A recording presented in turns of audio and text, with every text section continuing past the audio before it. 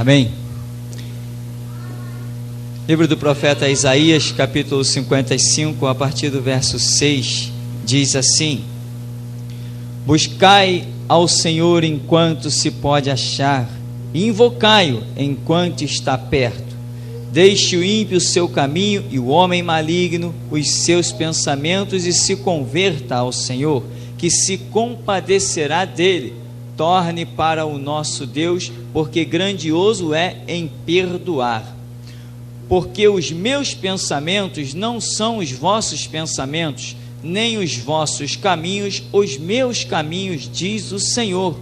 Porque assim como os céus são mais altos do que a terra, assim são os meus caminhos mais altos do que os vossos caminhos, e os meus pensamentos mais altos do que os vossos pensamentos. Amém. Os caminhos de Deus. Quando eu penso nos caminhos de Deus, eu não consigo deixar de pensar num homem cuja vida dele começa a ser narrada de uma maneira muito especial em Gênesis 37. Quem é este homem? José. Os caminhos de Deus, como Deus traça caminhos. José chega ao ponto de nós, cristãos, o considerarmos como um tipo de Cristo. Por quê?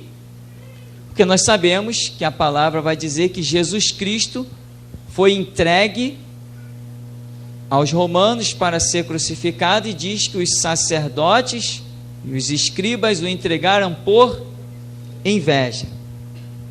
E ele foi traído pelos seus próprios irmãos judeus. Assim aconteceu também na vida de José. Foi a inveja que fez com que ele fosse traído pelos seus irmãos. E Jesus foi entregue a um povo estranho, que foi aos romanos. Assim também José foi entregue a uma caravana de midianitas, descendentes de Ismael, que passavam, e ele foi acabar lá no meio de uma nação completamente estranha, que foi o Egito. José, lá no Egito, ele constituiu uma família. José não se casou com hebreus, com uma hebreia. José constituiu uma família em terra estranha, pois Jesus Cristo veio para os que eram seus, mas os seus não rejeitaram, mas aquilo que eles rejeitaram se tornou a glória dos gentios, e Jesus constituiu uma família que é a igreja dos gentios, fora dos seus compatriotas da nação de Israel, que são os judeus.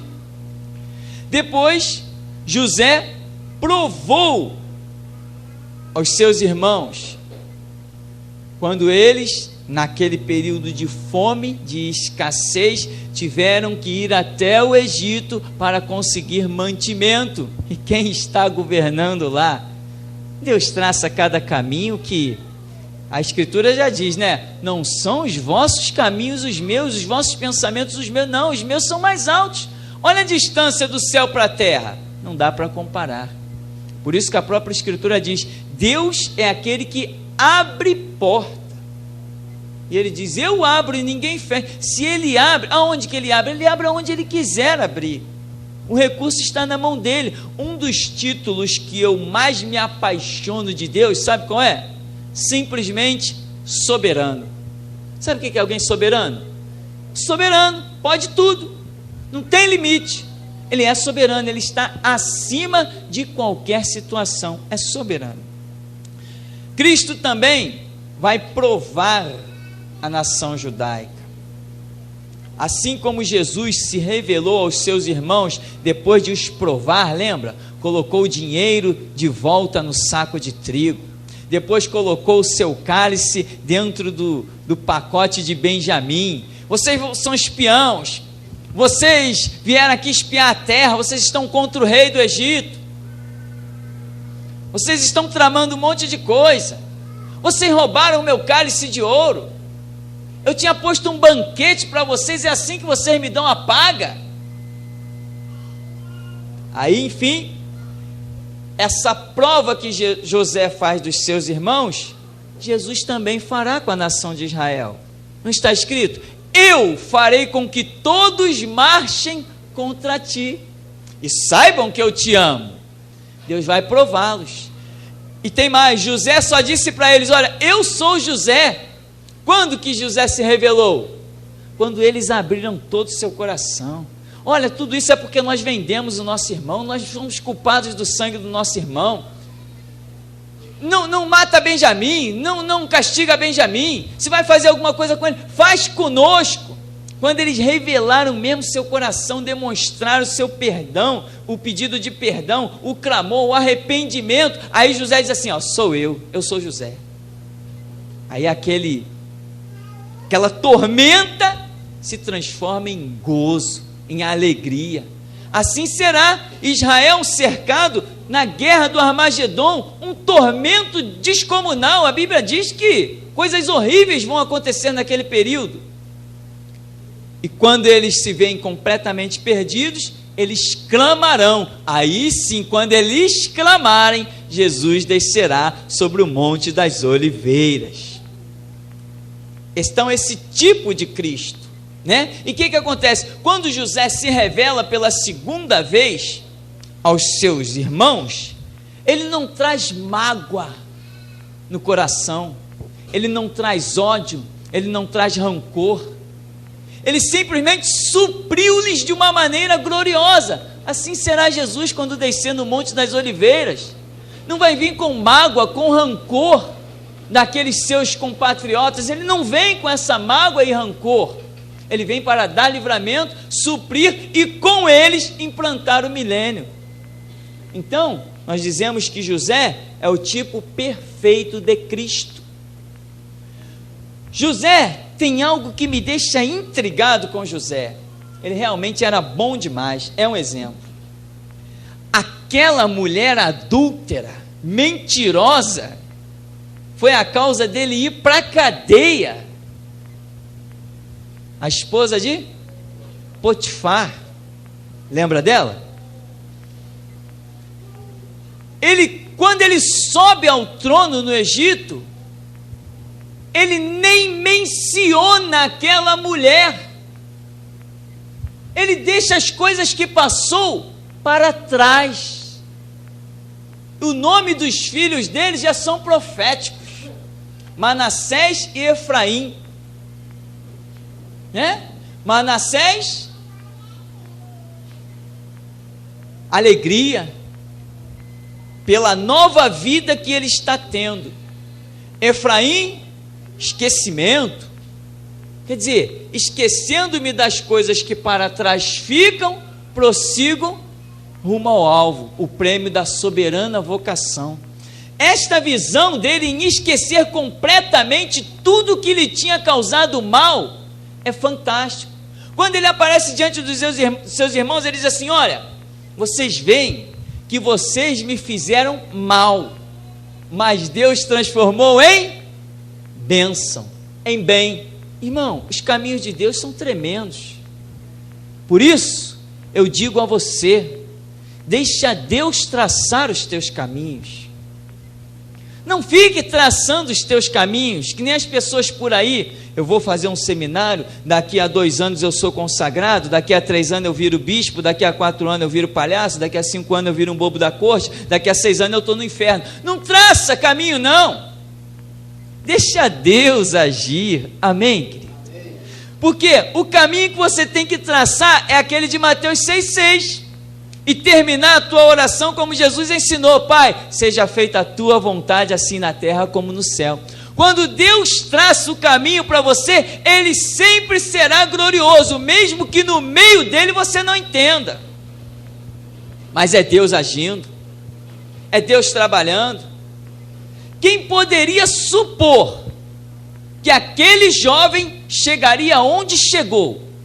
Não dava para imaginar, não. José teve aqueles sonhos, ele já tinha 17 anos, ele estava acostumado com seu pai Jacó, homem de Deus, descendência de Abraão, ele sabia muito bem o que significava aqueles sonhos, Ele não tinha dúvida do que era aquele sonho. Ele sabia que iria reinar sobre os seus irmãos. Ele tinha 17 anos. Com aquele conhecimento todo passado, dia após dia, porque essa era a ordem de Deus, que aquelas histórias fossem contadas todas na roda da mesa. E tem mais, cada vez que eles se sentavam à mesa, todos se sentavam no mesmo lugar todo dia. E isso também é interessante. Ele sabia que ia reinar. De repente, no capítulo 37 de Gênesis, traído, jogado numa cisterna, tirado, vendido como escravo, isso também tipifica Cristo, foi vendido por 20 moedas de prata, prata significa redenção, ele foi o escape da família de Jacó, do seu pai, e todos os descendentes somavam 70 almas, quando saíram do Egito eram 600 mil, foi provisão de Deus ou não foi? Ficaram no Egito, na melhor terra que existia no Egito, a terra de Gósen, foi provisão de Deus ou não foi? Foi. Quando saíram do Egito, saíram cheios de ouro e prata, foi provisão de Deus ou não foi? Como Deus traça os seus caminhos de uma maneira gloriosa, de uma maneira fantástica, e a nós não cabe tentar compreender o meio da situação, não, temos que nos submeter, seja ela qual for, porque lá no final da história, nós vamos pegar os instrumentos de música, vamos soltar a voz e vamos dizer, só o Senhor é Deus. Isso já está escrito, para nós a Bíblia já não nos chama de vencedor, mas nos chama de mais do que vencedor por aquele que nos amou e a si mesmo se entregou por nós. Então, qual é a derrota da nossa vida? Nenhuma, a não ser que eu queira traçar o meu próprio caminho, aí eu serei derrotado. Já viu essas pessoas que dizem, não, eu também entendo, peraí, eu não sou burro. Não é burro e não é servo, então dá no mesmo, é inútil. Eu posso não ser burro, mas eu tenho que ser servo. E servo é quem se submete. Por que Jesus disse de João Batista, dos nascidos de mulher, ninguém é maior que ele? Porque ele deixou uma declaração, importa que ele cresça e eu diminua. Quem tem essa visão é servo. Então esse realmente não tem ninguém maior que esse, porque não existe ninguém maior que um servo. Esse título é tremendo. Tem pessoas que não aceitam.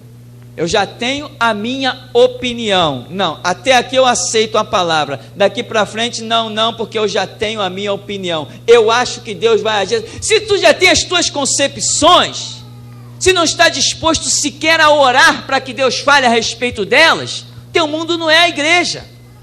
Teu mundo é o mundo. A igreja é para nós nos convertermos dia após dia. Ou será que nesses quase 20 anos de caminhada, eu não tinha também as minhas concepções? Eu não ouvi muito lixo dentro das igrejas, coisas que eu pratiquei, que apostava a minha vida.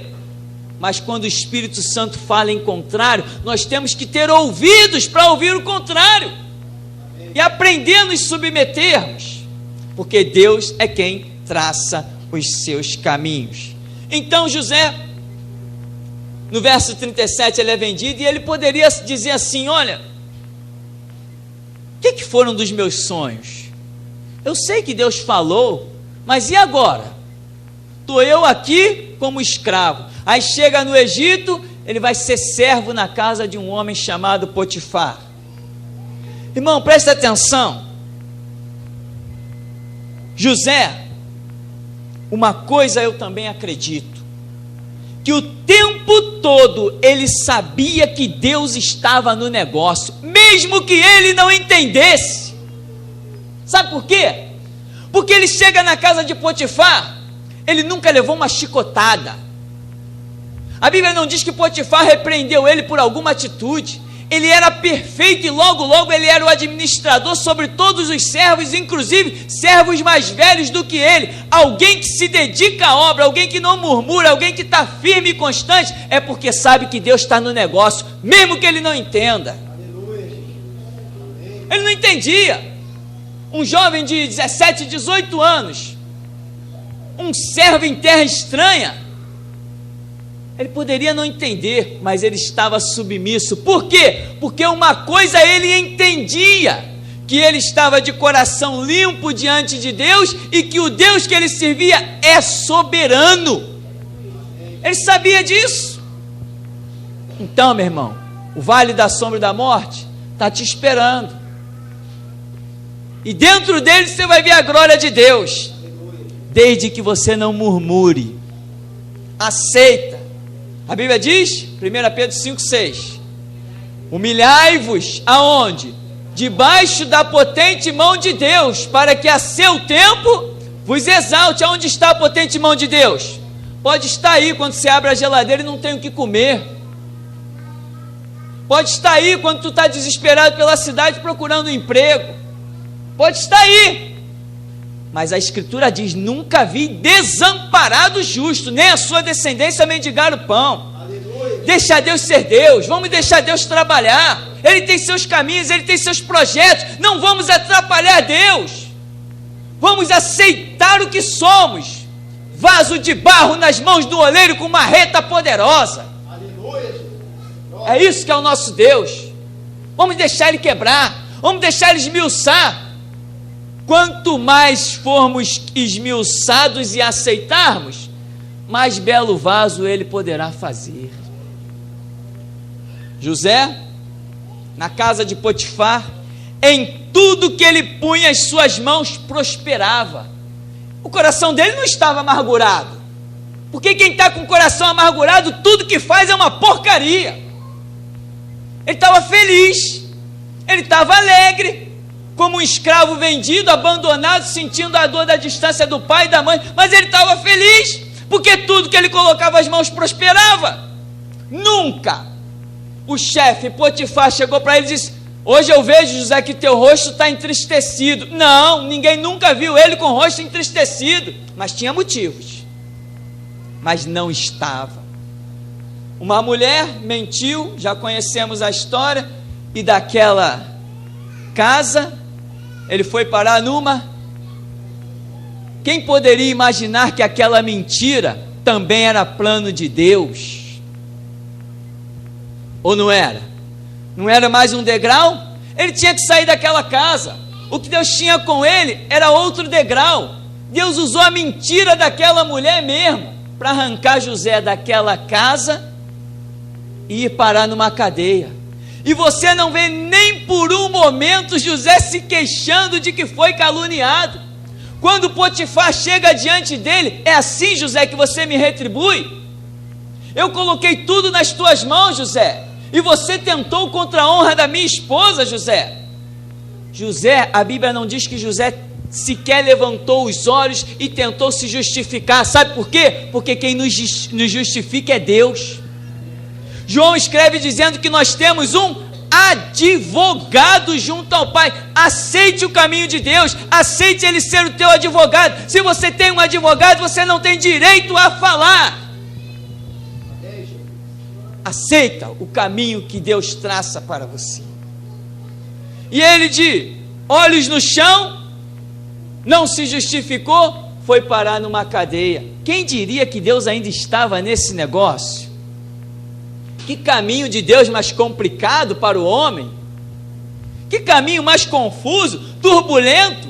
Já não basta os irmãos traírem, já não basta uma mentira e agora ainda tem uma cadeia. Mas quando ele chegou na cadeia, enquanto todos os presos tinham corrente nos pés e nas mãos, ele andava solto, governando sobre todos os presos. Sabe por quê? O coração dele não estava amargurado. Ainda que ele não entendesse, ele sabia que Deus estava no negócio. Aleluia. Ele tinha intimidade com Deus. De alguma maneira ele sabia que aqueles sonhos dele não tinham virado um pesadelo. Deus estava no negócio. E o que ele faz? Chega lá dentro da cadeia com o coração alegre, com o coração aberto, e tudo ele fazia com dedicação, com empenho. O carcereiro colocou os olhos nele e disse assim: tira os grilhões do pé dele, tira o grilhão da mão dele, você vai governar sobre os outros presos, tu és Senhor aqui dentro. Aleluia. Quem poderia imaginar? Irmão, eu não estou falando de um Deus estranho, não. Eu estou falando do Deus do cristianismo, do Deus e Pai do nosso Senhor e Salvador Jesus Cristo, Deus da Bíblia. É o Deus que nós temos cultuado todo dia nesse lugar. É o mesmo Deus. Que Deus tremendo. Agora está dentro da cadeia. José devia pensar: Senhor, como que eu vou sair daqui? Quando ele vai interpretar o sonho do copeiro e do padeiro, ele diz: aqui é a porta do meu escape. Aqui é a porta do meu escape. Quando ele interpreta o sonho daquele copeiro, ele diz assim: olha, quando você chegar diante de Faraó, lembra de mim. Ele cometeu um pequeno erro aí, porque ele achou que o dom de Deus seria para justificá-lo. Não é não. Nunca peça favor a ninguém por você ter sido um servo de Deus. Cobre das pessoas o que você fizer como amigo, como profissional, mas aquilo que você faz debaixo da unção e do poder de Deus, você não tem direito a pedir nada. De graça recebeste, de graça dai. E aí José interpreta aquele sonho, e o copeiro seguiu o caminho dele, o outro foi enforcado, coitado. E quando José está lá, de repente alguém vem procurá-lo. Cadê aquele hebreu aí? Cadê ele? Aí aquele ali, olha, toma um banho, faz a barba, troca a roupa, porque Faraó quer te ver. Faraó quer me ver?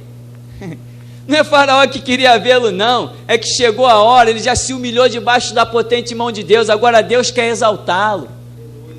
Deus traçou um caminho que homem nenhum poderia supor e colocou aquele hebreu onde homem nenhum imaginaria. Meu irmão, você vai chegar aonde ninguém imagina.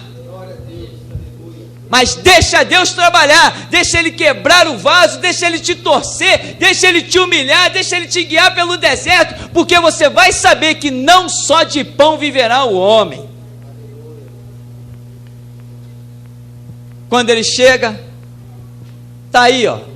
A interpretação é essa: depois de 7 anos de fartura, vem 7 anos de fome, que a fartura vai ficar esquecida.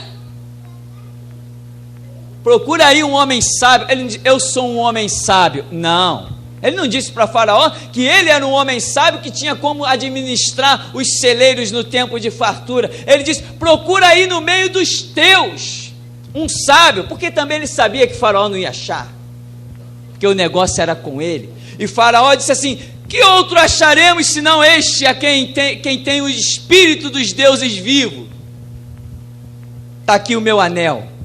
Eu só sou maior que você no trono. O resto, pega um cavalo aí, pega uma carruagem, sai apregoando pela cidade, que todo mundo tem que se curvar a José. Ah, mas foi esse o sonho que Deus tinha dado, que o sol e a lua se curvavam diante dele. Toda a terra teve fome e teve que descer ao Egito. Quem não desceu ao Egito morreu de fome no meio do caminho, mas quem desceu ao Egito para pegar alimento teve que se curvar diante de José.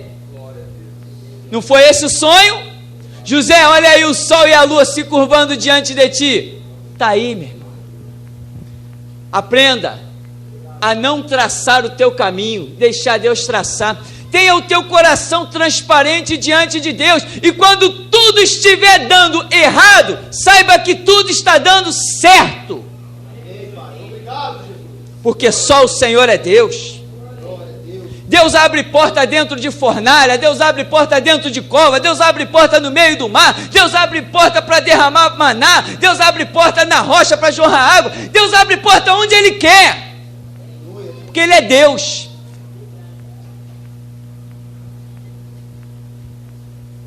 Todas as coisas, diz Romanos 8:28, contribuem juntamente para o bem dos que amam a Deus, para o bem daqueles que são chamados pelo seu propósito. Deus te chamou? Tem um propósito de Deus na sua vida? Deixa Deus trabalhar. Como? Como que você vai trabalhar? Deixando Deus agir. Como? Como que é isso? Isso, meu irmão, é de uma maneira que você não sabe, mas terá que se submeter a ela. Os caminhos de Deus são mais altos que o nosso, os seus pensamentos muito mais altos. Então, lá no verso 37 começa a desgraça na vida de José? Não começou a desgraça no capítulo 37 de Gênesis. Começou a obra de Deus. Que obra, hein? Invejado, vendido, entregue a estranhos, teve que casar em terra estranha. O que não estava no coração dele era isso, mas ele teve que casar lá. Depois ele teve que passar um monte de situação, foi caluniado. Por quê? Por que tudo isso? Porque Deus tem planos gloriosos. Só que, como lemos, diz aqui, Isaías 55:8, porque os meus pensamentos não são os vossos pensamentos, nem os vossos caminhos, os meus caminhos, porque assim como os céus são mais altos do que a terra, assim são os meus caminhos mais altos do que os vossos caminhos, e os meus pensamentos mais altos do que os vossos pensamentos. Está tudo bem na sua vida? Deus está trabalhando, amém?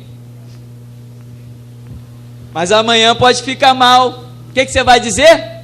Deus está trabalhando, amém, querido? Aprenda as lições da Bíblia, porque se não aprendermos com a Bíblia, não resta mais nada para aprendermos. José íntegro, homem reto, homem temente a Deus, homem santo, Deus trabalhou com ele dessa maneira. Então, quando as coisas acontecerem erradas diante dos teus olhos, não fica procurando o teu pecado, não fica procurando aonde você errou, não. Puxa, está dando tudo errado, os meus planos, os meus projetos, os meus propósitos, os meus ideais, está dando tudo errado, será que Deus me abandonou? Não, Ele começou a trabalhar, amém? Agora, não vá murmurar no meio do caminho, senão você vai chegar à beira da terra prometida, e Deus vai dizer assim, agora volta para rodear 40 anos no deserto, amém, querido? Portanto, que você entenda que os grandes homens de Deus, não há tempo para citar todos, passaram por situações difíceis, antes de realmente ver Deus nas suas vidas, amém? Paulo viu Deus de uma maneira tremenda, mas primeiro teve que cair do cavalo e ficar cego, teve que ser guiado pela mão como uma criança, amém? Pedro teve as suas angústias e aflições, Tiago, todos tiveram, e não pense que será diferente com você. Aguenta firme, porque Deus proverá. O Senhor nos abençoe em nome de Jesus.